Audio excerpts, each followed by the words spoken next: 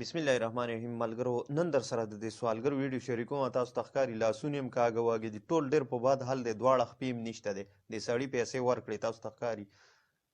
دا اصل کې سوالګر نه دی دا دومره غټ ګڼکپ دی که نه د لاس وګورئ داسې په طریقه اړئ راړئ ته به وایې دا خو بالکل ختم دی یعنې ده کې بالکل دم نشته دی لاس یې مات دي والله عالم چې هر څنګه دی خو دی ډېر غټ ګڼکپ دی په منځ کې دی دومره غټ رزیل دی که نه تاسو د ده دا ویډیو ګورئ ښه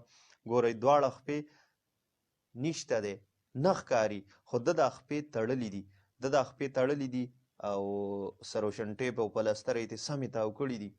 دا وګورئ ښه روان دی دومره په تکلیف ځي که نه یقینا زموږ د معاشرې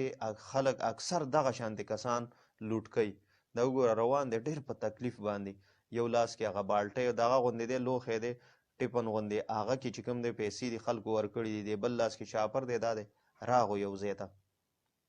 دا وګورئ ښه خواوشا ګوري اندازه اخلي لاسونه یې اوس هم لا کاږه کاږه کېږي وري دا وګورئ بیا یې نظر واړو ته به بالکل پالج والی داسې ګډ وډ یې ځان نه جوړ کړی دی خو دی اصل کې سم دی تاسو یې اوس تماشه کوئ ښه ګوره ټوپۍ یې وغورځوله کوټ یې وویستو دا وګورئ ښه تماشه کوئ اکثر زموږ د معاشرې خلک دغه شانتې کسان لوټ کړي بیا هغه اصل چې کوم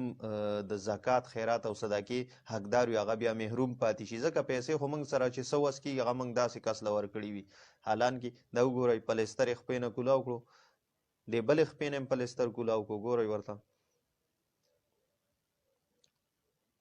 تماشه کوئ ښه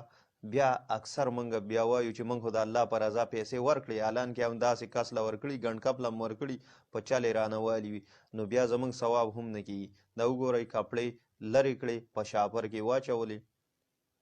تماشه کوئ تاسو ښه خالي دا وګورئ ښه اوس یې بل کم کمال کړی دی دواړو خپو سره چې یو سړی پې لاس ووایي هغه ته یې خپې نه ښکاري ځکه دې ته یې د پاسه چې کوم دی بل پاجامه غوندې ور اچولی ده داسې پینټ یې کټ کړی دی هغه یې ور اچولی ده وګورئ زنګونونه یې پکې بار راویستي دي نو دا وګورئ تاسو ته ښکاري دا وګورئ خپلې کپړې هلته کې پټې سنبال کېښوئ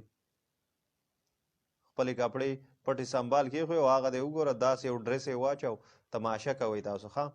بیا اکثر مونږ وایو چې مونږ خو سوالګر له پیسې ورکړي دي حالانکې هغه مونږ نه ګڼکپ والي ګوره جیب کې څومره